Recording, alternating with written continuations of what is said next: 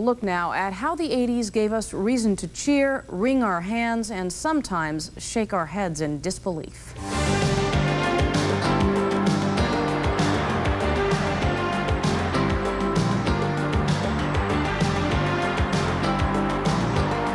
It was a return to football as usual as we kicked off the decade of the 80s.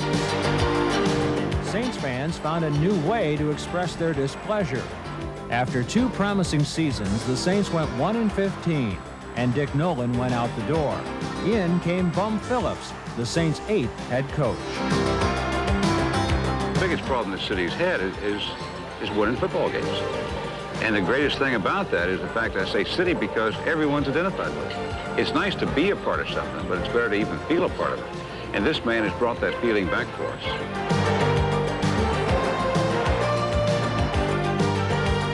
Brought in Heisman hero George Rogers in '81, traded away local hero Archie Manning in '82, and would have become a hero in '83 for taking the Saints to their first playoff game, but that chance ended on the toe of Rams kicker Mike Lansford. 6 seconds remain. This is it. The snap is high. The snap, the kick is up. It's long. It is good. They're mobbing Lansford. The Saints are down.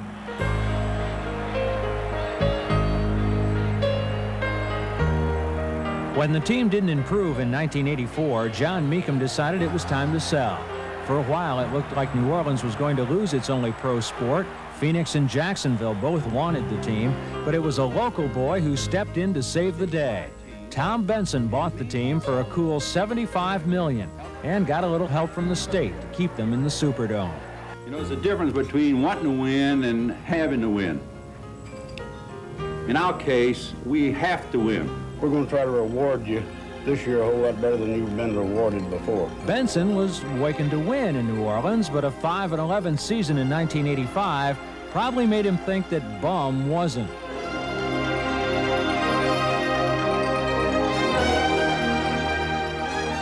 Benson hired widely respected football man Jim Finks to run the club. They then picked a coach with a good track record from the United States Football League, Jim Mora.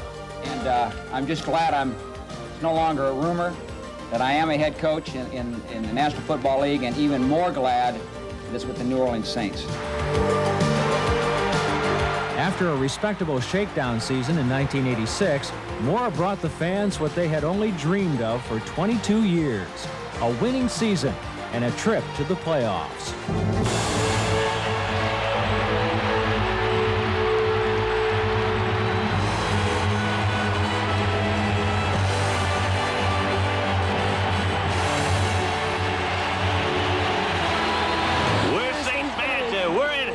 We've been Saints fans since '67. We believe in you. I believe.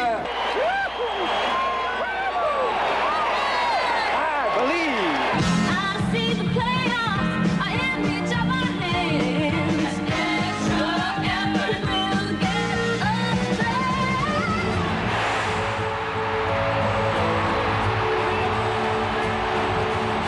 there. Unfortunately, getting to the playoffs was more fun than being there. It's a touchdown.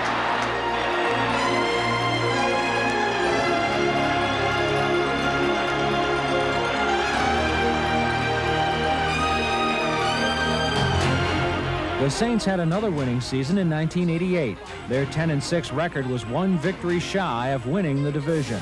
Gun at the 41. Retreating to the 45. Stepping it, lofting it downfield. He's got Perriman. 10, 5, touchdown Saints. 1989 was a little rougher, but they still had a playoff shot until... It's over. The Rams win.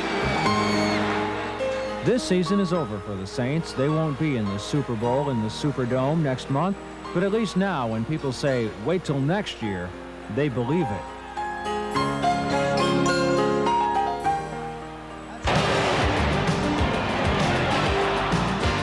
No one knows what next year will bring in Tigerland. After 18 years of stability with Charlie Mack McClendon, the Tigers had a rocky 80s. The decade started with a tragedy. The Tigers' new head coach, Bo Ryan, was killed in a plane crash just a month after he was hired.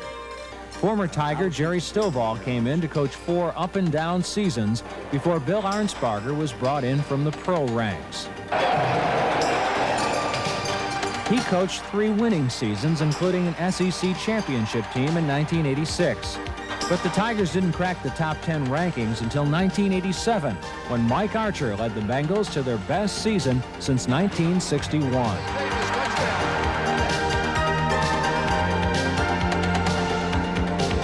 They were expected to do that again this year.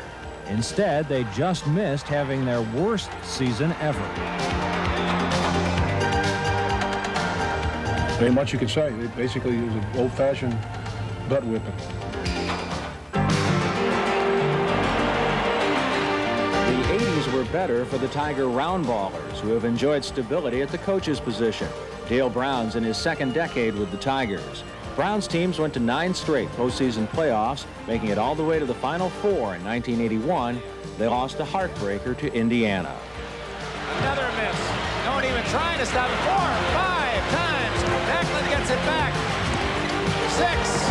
Indiana. And Bobby Knight goes to the championship. They end the decade with hope of starting a new dynasty, led by standout guard Chris Jackson.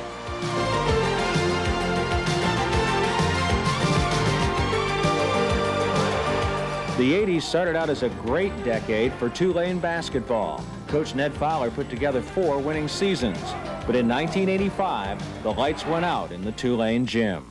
I shall recommend to the Board of Administrators and the University Senate that Tulane University immediately terminate its participation in men's intercollegiate basketball. Fowler's players next appeared before the glare of camera lights at District Court to answer allegations of point shaving. As a result of the scandal, Ned Fowler resigned. Tulane dropped basketball, and 4 students and a bookie pled guilty to sports bribery charges. Star player John Williams was also indicted, but was acquitted after a lengthy court battle.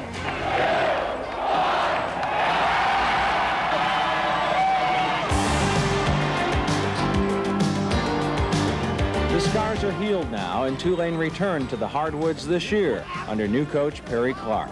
There's no place in the country top of the flying than right here. New coaches were plentiful on the Tulane football field. There were 4 this decade, but only 1 enjoyed winning seasons. Vince Gibson did it in the first 2 years of the 80s. He'll probably be remembered most for beating LSU twice, including embarrassing the Tigers with a 48-7 drubbing, one of their worst ever at the hands of a Greeny team.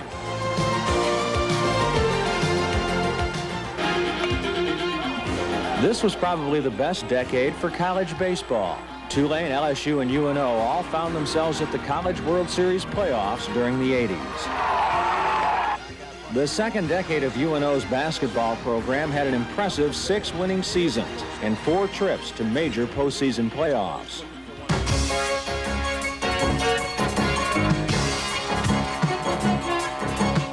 New Orleans saw major developments in 3 other sports. First is the Crescent City Classic, which over the decade has become one of the country's premier 10K running events.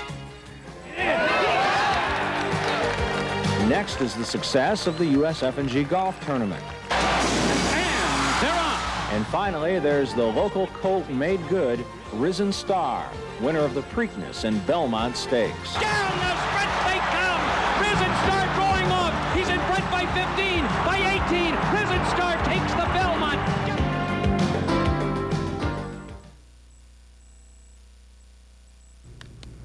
Garland and Angela join us tomorrow night for an 80s farewell special. It begins at 10:30 and goes through midnight, when Frank Davis and I will be on top of Jack's Brewery to ring in the new year.